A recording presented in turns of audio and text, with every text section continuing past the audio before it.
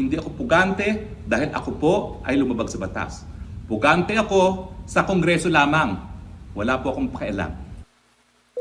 Magandang umaga ulit mga kaibigan. Ito si MCO ng MCO Comments. Ngayon po ay araw ng Wednesday, September 18, 2024. Ako po ay nagbabalik para medyo pag-usapan lang natin itong sinabi ni Harry Roque dun sa kanyang pahayag, sa kanyang spokes hour. So ulitin natin mga kaibigan para medyo mas lalo pa nating maintindihan at manamnam yung kanyang mga sinasabi. Hindi ako pugante dahil ako po ay lumabag sa batas. Pugante ako sa Kongreso lamang. Wala po akong pakialam.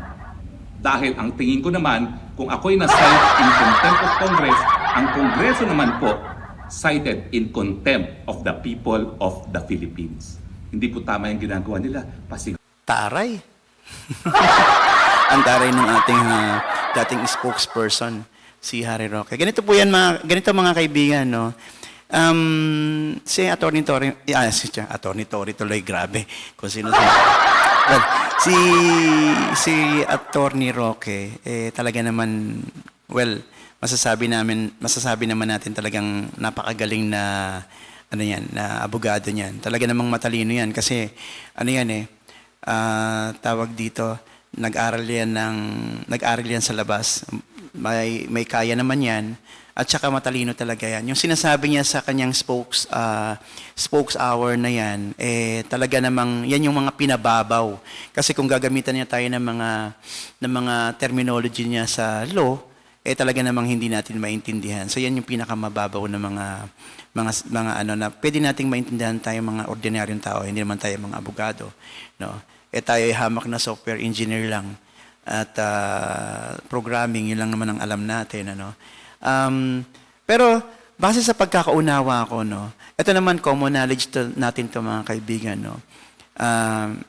Ang Kongreso consists of Senate at saka yung lower house, no. May mandato yan. So pag sinabing mandato, isinabatas yan di ba? Isinabatas. So, may mandato yan mga yan. Ang mandato niyan, isa sa mandato niyan ay magkaroon ng mga hearing in aid of legislation. Di ba? In aid of, ano ba yan? Sinisipon ako. Grabe. In aid of registration, no? Pag sinabing in aid of registration, so nagkakaroon sila ng mga hearing and then may mga procedures yan. So, ibig sabihin, under sila ng batas, di ba? Nasa batas yan. So ngayon, nung kinontempt siya ng House of Representatives, so under ng batas.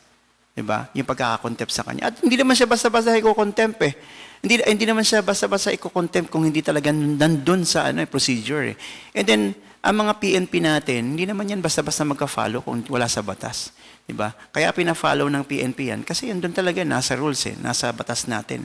Na kapag nagkaroon ka ng warrant of arrest, pwedeng sundin niya ng PNP. Diba? So, nasa batas yan. So, siguro parang mali yung sinasabi niya may mali dun sa sinasabi siya parang tinitwist niya ng konti. Parang nang ganun humingi siya ng simpatya sa mga tao Diba?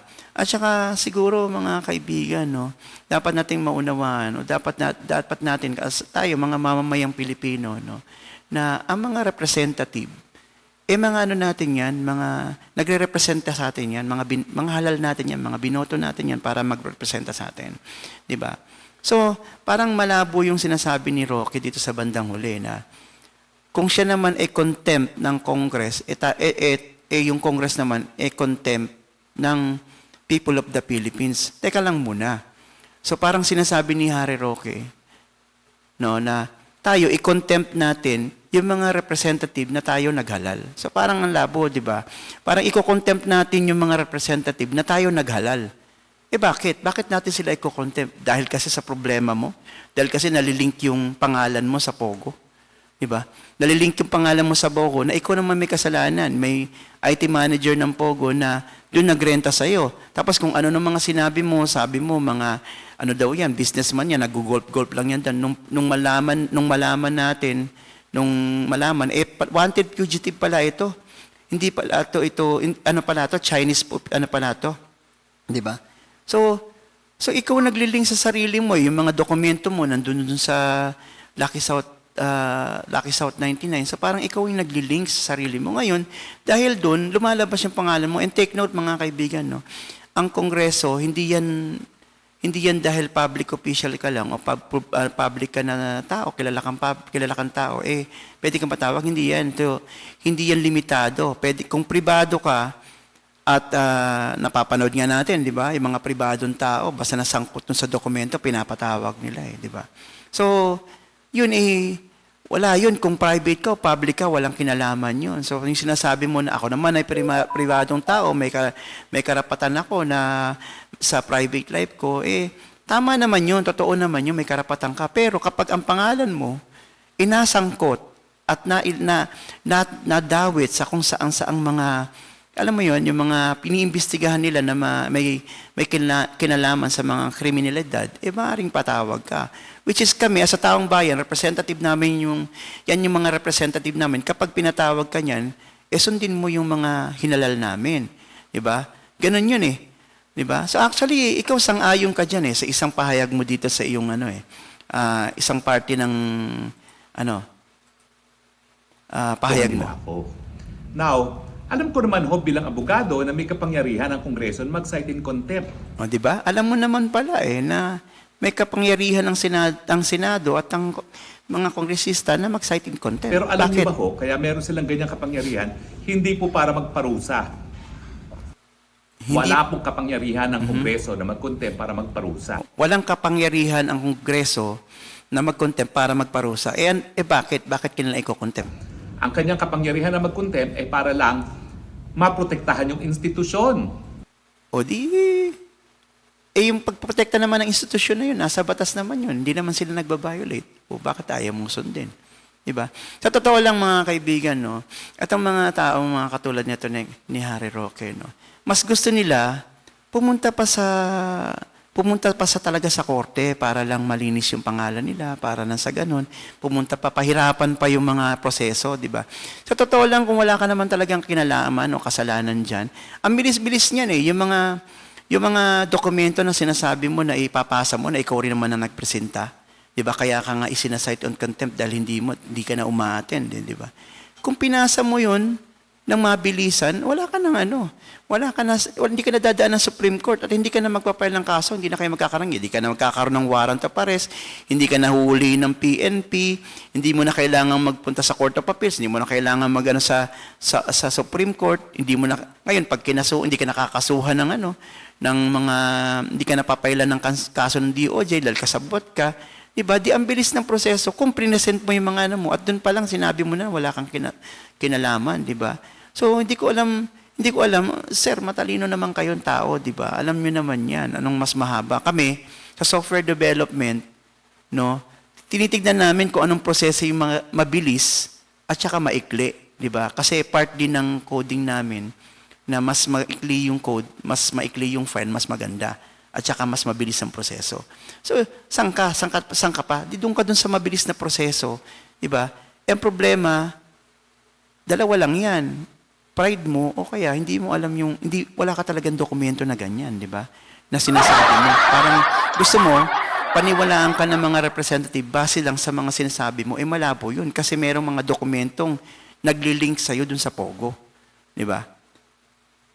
So yun lang yun mga kaibigan, So, itong sinasabi ni Roque na people power tayo, i-contempt natin yung yung Kongreso dahil sa sarili niyang problema, kayo ba mga kaibigan, para sa inyo ba, tama ba yun na ipaglaban natin si Harry Roque at kontrahin natin yung mga kumakatawan sa atin, yung mga representatives natin, para nang ganun sa sarili niya, sa papribado niyang problema? Diba? Hindi naman tama siguro yun, di ba?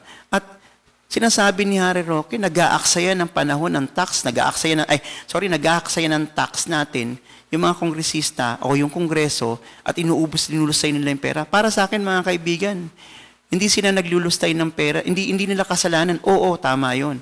Nalulustay yung tax natin, nag-aaksaya yung pera natin, naaksaya yung pera natin, pero hindi mga kongresista ang nag-aaksaya ng pera natin. Ang nag-aaksaya ng pera natin at nauubos yung tax natin, nag-aaksaya ng panahon, dahil yung mga taong ganito na hindi sumusunod 'di ba? Na hindi sumusunod sa mga rule of law. 'Di ba? Rule of law yan eh. No one is above the law. Lagi nga nilang sinasabi. Lagi natin naririnig yan eh. 'Di ba? So, sila yung nag-aaksaya ng pera natin, yung mga nagpapahaba ng oras para na sa ganun, magkaroon pa ng hearing-hearing na dapat natapos na. 'Di ba? Well, so totoo lang ang mga kriminal, hindi ko sinasabi si Harry Roque kasi hindi naman patunayan talaga. Kung talagang merong criminal mind, syempre hindi naman kagad-kagad yan na amin eh. Yung iba nga nagpi-plead guilty pa eh, di ba? Di na mo yung di ba? Malinaw na, malinaw na may mga nagpi-plead guilty pa, di ba? So ganun talaga eh. Wala mong gagawa eh. Bakit? Kasi yun ang paraan para na sa ganun may tsansa na mawalan pa sila ng kaso eh. Mga technicalities, documents, di ba? Di ba? Sa mga documentary, pwede pa silang mawala ng kaso. So ito si Harry Roque, dahil siguro wala siyang maiprovide na dokumento, in-expect niya siguro, dahil alam na naman, matatalino tayo, baka siguro, pag nasa kortihan na, magkaroon ng technicality sa documents, mawalang visa yung Pero ang totoo, kung meron kang talagang dokumento nagpapatibay no, sa mga ganyang klase ng mga kiniklaim mo, no, na nagkaroon ka ng pera dahil dito, madali naman yan. Ibigay mo lang yung mga dokumento, wala ka ng kaso. Di ba? Ngayon, kung sinasabi mo na kasuhan nyo na lang ako, huwag ka mag-alala, andyan na yung PAOK. Kasi kakasuhan ka talaga sa mga involvement mo diyan sa Pogo na yan. At malapit na yon mga kaibigan. So, yun ang mga ibang mga drama na abangan natin sa politika na to.